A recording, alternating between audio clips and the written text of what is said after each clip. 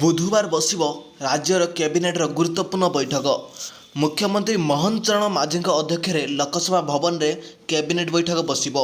ପ୍ରାୟ 7ଟି ପ୍ରସ୍ତାବ ଉପରେ କ୍ୟାବିନେଟ୍ର ମୋହର ବାଜିପାରେ। ସେ ପ୍ରସ୍ତାବଗୁଡ଼ିକ କ'ଣ ଚାଲନ୍ତୁ ଜାଣିବା। ହ୍ୟାଲୋ ଭିଉଅର୍ସ, ନମସ୍କାର। ମୁଁ ସୁଜିତ ଆପଣଙ୍କୁ ସ୍ୱାଗତ କରୁଛି SM8906 ୟୁଟ୍ୟୁବ୍ ଚ୍ୟାନେଲକୁ। SM8906 ୟୁଟ୍ୟୁବ୍ ଚ୍ୟାନେଲ ସବୁବେଳେ ପାଇଁ ଜେନ୍ୟୁନ୍ ଟ୍ରୁଥଫୁଲ୍ ନ୍ୟୁଜ୍ ଥାଏ। ସେଥିପାଇଁ ପ୍ରଥମ ଥର ପାଇଁ ଭିଜିଟ୍ କରିଥିଲେ ଲାଇକ୍ ସେୟାର ସବସ୍କ୍ରାଇବ୍ କରନ୍ତୁ, କାରଣ SM ୟୁଟ୍ୟୁବ୍ ଚ୍ୟାନେଲ ସବୁବେଳେ ଜେନ୍ୟୁନ୍ ଟ୍ରୁଥଫୁଲ୍ ନ୍ୟୁଜ୍ ଥାଏ। ଦେଖିପାରୁଥିବେ ବୁଧବାର ବସିବ ରାଜ୍ୟର କ୍ୟାବିନେଟ୍ ଗୁରୁତ୍ୱପୂର୍ଣ୍ଣ ବୈଠକ।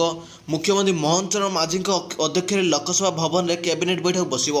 ପ୍ରାୟ 7ଟି ପ୍ରସ୍ତାବ ଉପରେ କ୍ୟାବିନେଟ୍ର ମୋହର ବାଜିପାରେ ବୋଲି ସୂଚନା ମିଳିଛି।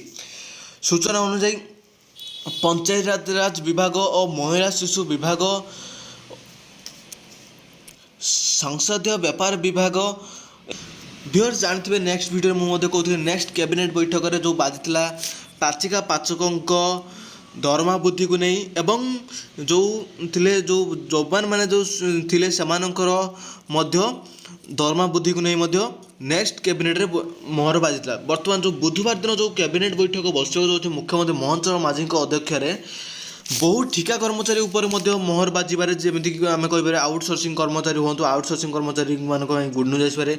ଗାଁ ସାଥୀ କର୍ମଚାରୀ କୁହନ୍ତୁ ବା କୃଷକ ସାଥୀ କର୍ମଚାରୀ କୁହନ୍ତୁ, ବର୍ତ୍ତମାନ ହାଇ ଭୋଲ୍ଟେଜ୍ ବା ଅଙ୍ଗନବାଡ଼ି ଦିଦି କୁହନ୍ତୁ ବା ଆଶା କର୍ମଚାରୀ କୁହନ୍ତୁ ବା ଜୁନିୟର ଟିଚର କୁହନ୍ତୁ, PTI ANM ଚୌକିଦାର କଥା କୁହନ୍ତୁ, ଯେଉଁ ହୋମଗାର୍ଡ଼ଙ୍କର ଚାଲିଛି, ଯେଉଁ ହୋମଗାର୍ଡ଼ଙ୍କ ରେଗୁଲାର ପ୍ରସଙ୍ଗ ହେଉଥାଉ ହୋମଗାର୍ଡ଼ଙ୍କ କଥା କୁହନ୍ତୁ, ଏବଂ ଯେଉଁମାନେ ବହୁତ କିଛି ଅଛି ଠିକା କର୍ମଚାରୀମାନଙ୍କ ଉପରେ, ଯେତେ ବି ଠିକା କର୍ମଚାରୀ, ଆଇସ୍ ଡକ୍ଟର ପୁଣି ରାଲି କରି ଆସୁଛନ୍ତି, ଆଇସ୍ ଡକ୍ଟରମାନଙ୍କ ଉପରେ କୁହନ୍ତୁ, ଯେତେ ବି ଠିକା କର୍ମଚାରୀ ଅଛନ୍ତି, ଯେତେ ଘରେ ସଂସ୍ଥା ଅଛନ୍ତି, ସମସ୍ତଙ୍କ ଉପରେ ଦିନ ମଜୁରୀ ଉପରେ ମଧ୍ୟ ନେକ୍ସଟ କ୍ୟାବିନେଟ୍ ଯେଉଁ ବୁଧବାର ଦିନ ବସିବାକୁ ଯାଉଛି ରାଜ୍ୟ କ୍ୟାବିନେଟ୍ ବୈଠକ ମୋହର ବାଜିବାରେ ଦେଖିପାରୁଥିବେ।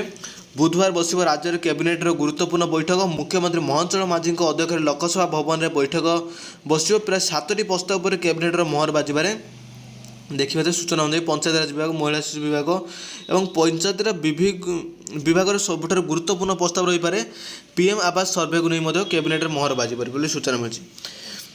ଭିଉଅର୍ସ, ଯଦି ଭିଡ଼ିଓ ଭଲ ଲାଗିଛି ଲାଇକ୍ ସେୟାର ସବସ୍କ୍ରାଇବ୍ କରନ୍ତୁ।